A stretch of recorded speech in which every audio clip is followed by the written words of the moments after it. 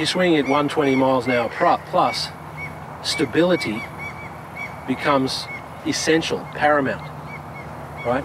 And so I want to make a clear visual distinction for you, John, between what it would be like to try to move this club at 120 miles an hour, right? Or to let it swing 120 miles an hour while I stay in the middle of it and stabilise it. Which one do you think the top players are doing? They're stabilising. Right. So in that case, what I'm really saying here is just that to the nth degree. And I'm saying that that is the best way to swing, and that it's available to you. If you understand how it works, I believe you can do it.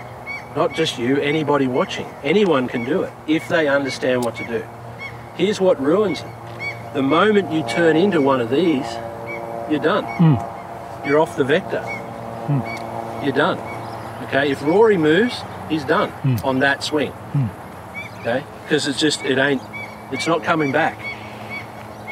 Right? If it leaves the station, it's not coming back. No, that's right. To me, the distinction between the black and white I said earlier, the distinction between being stable and remaining that way while this is tearing ass around you versus you trying to move it for power. How can you be precise when you're moving it for power? You just can't. Well, you can't. No one can do that. Any time you're moving, and just elementary stuff, any time you're moving your rotational centre, or your swing axis, you're going to have issues. Everybody moves it to a degree, but you have to minimise that, and the good players minimise, and you minimise it unbelievably. Yeah, and even, like, I don't care if you're measuring from the outside, you can see me moving. It's not about that. It's more about my perception that I'm not trying to move. No. Right? You're not trying to go anywhere. No, that's what I'm saying. No. And I'm not trying to make this go anywhere. No. It's going somewhere. And I think that's what, I guess what I'm amazed at is it's taken me so long to say this, what I've just said. It's like, all I'm proposing is the opposite of what, if you took the worst golfer, and I'm not being critical of this person, because let's say they've just picked up the game, and they grip it like this, okay, and they're trying to move the ball, right? You've seen that, haven't you? Yeah. Right. I've seen it. I've taught 1,000 of those. Yeah. Well, you know it's not going to work, but you can see where they get the idea. Like, there's the ball. I got to move the ball, right? If I'm going to move the ball, I got to move the club.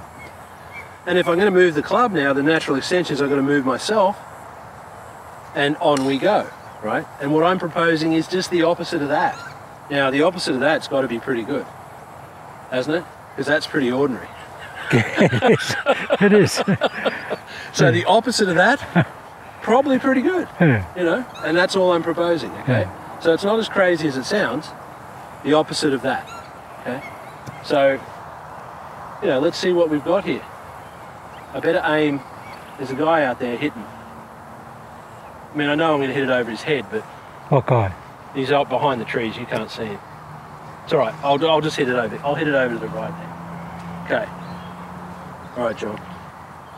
This is going to get some treatment.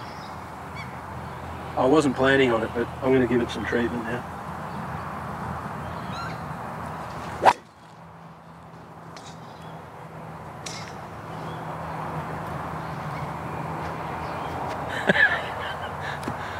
I was just going to hit it easy, and then I thought, nah, after that speech, I've got to give it a rip.